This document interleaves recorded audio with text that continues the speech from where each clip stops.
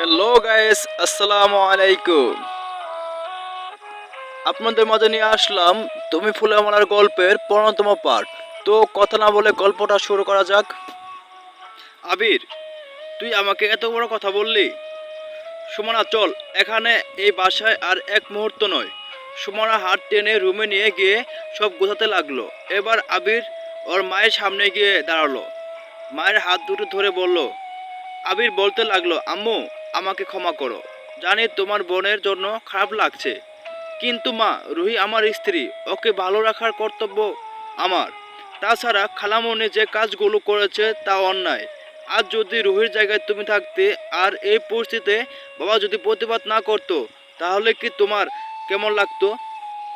আবিরের মায়ের চোখ দিয়ে পানি পড়ছে।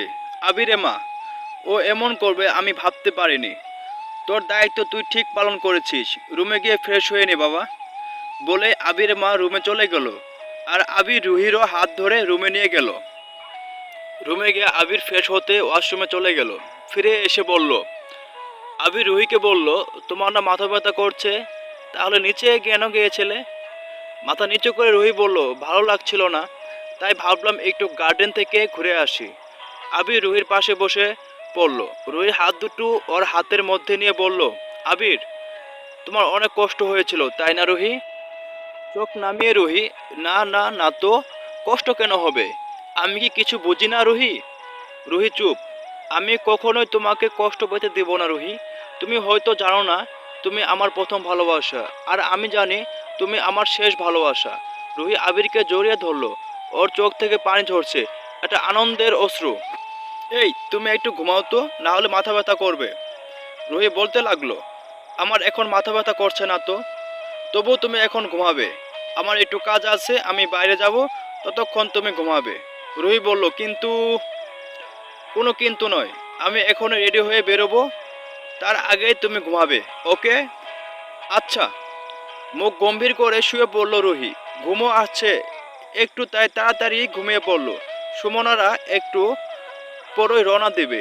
আল্লাহই জানে তখন আবার কোন ড্রামা করবে, সেটা যাতে রুহিকে দেখতে না হয়, এজন্য আবির জোর করে ওকে ঘুমাতে বলল। সন্ধ্যার কিছুক্ষণ আগে রুহি ঘুম ভাঙলো। আবার ডাকে। ঘুম ঘুম চোখে তাকিয়ে রুহি বলল, কিছু বলবে? আভা, খালামণি, সুমনা আপু, কাউকে দেখতে পাচ্ছি না যে। আম্মু তো রুমে নেই। আবার কথা শুনে রুহি চোখ বড় বড় করে ওর দিকে তাকিয়ে আছে। এত কাণ্ড ঘটার পরও এই মেয়ে এখনো শুনতে আসছে খালামণি কোথায়? কি হলো ভাবি, এভাবে তাকিয়ে আছো কেন বলো? খালামণিরা তো বাসায় চলে গেছে। আভা বলল, কি? আমাকে তো বলে গেল না। তুমি কোথায় ছিলে? রুমেই ছিলাম তো। খালামণি তাহলে আমাকে বলে যাবে না? আবার কথা শুনে রুহি আরো অবাক হলো। ও রুমে থেকেও এত ঘটনার কিছু জানতে পারলো না। করছিলটা কি রুমে? মেয়েটার লক্ষণ একদম ভালো লাগছে না। তবুও হতবাক হওয়াটা লুকিয়ে স্বাভাবিক গলায় বলল। হালকা হেসে রুহি, ও ঘুমিয়েছিলে বুঝি? কাপা গলায় আভা বলতে লাগলো, না না ভাবি, এমনিতেই খারাপ লাগছিল, তাই একটু শুয়ে শুয়ে ফেসবুক চালাচ্ছিলাম আর কি। ও। আভা আর এক মুহূর্ত ওখানে দাঁড়ালো না, তাড়াতাড়ি বেরিয়ে গেল। রুহি হা করে দরজার দিকে তাকিয়ে আছে। আভা ইদানিং পড়াশোনাও একদম করে না, 10টা বাজতে দরজা লাগিয়ে শুয়ে পড়ে, অথচ ভোর পর্যন্ত সে অনলাইনে থাকে। এসব ভাবতে ভাবতে রুহি ওয়াশরুমে চলে গেল। বের হতেই দেখলো আবির চলে এসেছে। রুহিকে দেখেই ও মুচকি হাসলো। ঘুমিয়ে একদম চোখ মুখ ফুলিয়ে ফেলেছো, অনেক কিউট লাগছে কিন্তু তোমাকে। মুখ চেঙ্গিয়ে ভেঙ্গিয়ে রুহি বলল, হয়েছে। আবির বলল, রুহি জানো, আমার না আজ অনেক ভালো লাগছে। আবিরের পাশে বসে রুহি, কেন? সাদা বিলাই এর মতো খুশি হওয়ার কারণ কি? দাঁত কেলিয়ে আবির বলতে পারো, সাদা বিলাই একটা নয়, দুইটা ইঁদুর ধরেছে। রুহি ফাজলামো করো না তো, বলো। সত্যিই বলছি, একটা মা ইঁদুর আর একটা ছানা ইঁদুর। দেখ, আমি গেলাম, বলেই রুহি উঠতে নিল। সাথে সাথে আবির রুহির হাত ধরে ওকে আবার বসিয়ে দিল। ও বাবা, এত কম ধৈর্য হলে কেমন চলবে গো? আজ দুজন মুখোশধারীর মুখোশ টেনে ছিঁড়ে ফেললাম না, এই জন্যই মজা লাগছে। রুহি এবার হু হা করে হাসতে শুরু করলো। আর আবির মুগ্ধ হয়ে ওর দিকে তাকিয়ে আছে। হাসলে রুহিকে একদম মায়াবতী লাগে। রুহিকে পেছন থেকে জড়িয়ে ধরে আবির, কোথাও ঘুরতে যাবে? রুহি, অনেক মজা হবে। লাজুক হাসি দিয়ে রুহি বলে, কোথায়? আবির, তুমি যেখানে বলবে সেখানে নিয়ে যাব। এক জায়গায় গেলেই হলো। কবে যাবে? আগামী সপ্তাহে। আমার অফিসে তখন কাজ থাকবে না। তাহলে 2 সপ্তাহ পর। অবাক হয়ে আবির, কেন? রুহি, তখন কলেজ ছুটি থাকবে। রুহি নাক টেনে, আবির, আচ্ছা পাগলি, তাই হবে। রুহি আবিরের দিকে অপলক তাকিয়ে আছে। এই মানুষটা ওকে এত ভালোবাসে, আর রুহি তাকে ভুল বুঝতে গিয়েছিল। 1 সপ্তাহ পর আবিরে সকালে নাস্তা করতে নিচে গেছে, আর রুহি দ্রুত খাওয়া শেষ করে রুমে এসে কলেজের জন্য রেডি হচ্ছে। এমন সময় আবা এসে রুহিকে পিছন থেকে জড়িয়ে ধরলো। আদুরে গলায় আবা বলতে লাগলো, ভাবি, কিছু বলবে আবা? ঢোক গেলে আবা, মানে রুহি, কি মানে করছো? কি বলবে বলোই না। আমার আবার কলেজ যেতে হবে, তোমার ভাইয়া এসে রাগ করবে। শুকনো মুখে আভা, ভাবি, তোমার ওই নীল শাড়িটা একটু দাও না। কেন, কোথাও যাবে নাকি?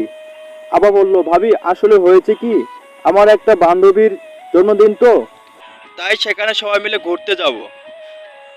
রুহি কেমন যেন একটা সন্দেহ হলো। একবার ভ্রু কুচকে তাকিয়ে পরক্ষণে হেসে বলল, আচ্ছা, ওই ওয়ার্ডরোবে আছে, নিয়ে যাও। থ্যাংক ইউ ভাবি। কিছুক্ষণ পরই আবার রুহির ফোনে একটা মেসেজ পাঠালো, আমার রুমে একটু আসো না প্লিজ। রুহি বেশ অবাক হলো, তবু আবিরে রেডি হতে দেরি হবে ভেবে আবার রুমে গেল। গিয়ে রুহির চোখ ছানা বড়া। আভা এত পরিমাণ সাজগুজ করছে, আসলে ও যাচ্ছেটা কোথায়? আভা, ভাবি।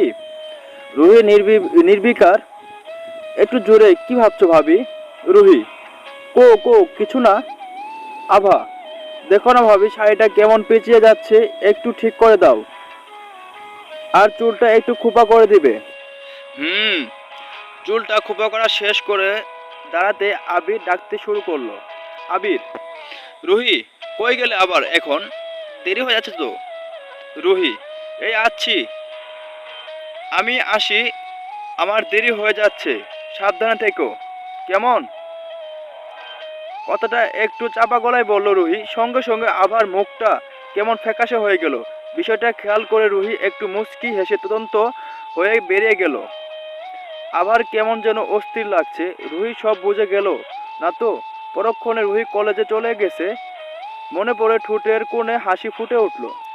আবির নিচে দাঁড়িয়ে আছে। রুহি এসে গাড়িতে উঠতে আর দেরি করলো না। আজ অফিসে অনেক কাজ, সকাল সকাল যাওয়াটা দরকার ছিল, রুহির জন্য হয়নি। তার উপর আবার রেডি হওয়ার পর রুহি আবার গায়েব। আরও লেট হয়ে গেল। আবির, ক্লাস শেষ করে অফিসে এসো, আমার সাথে দেখা করে তারপর বাসায় আসবে, কেমন? তো বন্ধুরা, গল্পটা কেমন লাগলো অবশ্যই লাইক, কমেন্ট অ্যান্ড সাবস্ক্রাইবের মাধ্যমে জানাবেন। আর হ্যাঁ, পরবর্তী পর্বের জন্য অবশ্যই অপেক্ষা করবেন। ধন্যবাদ সকলকে।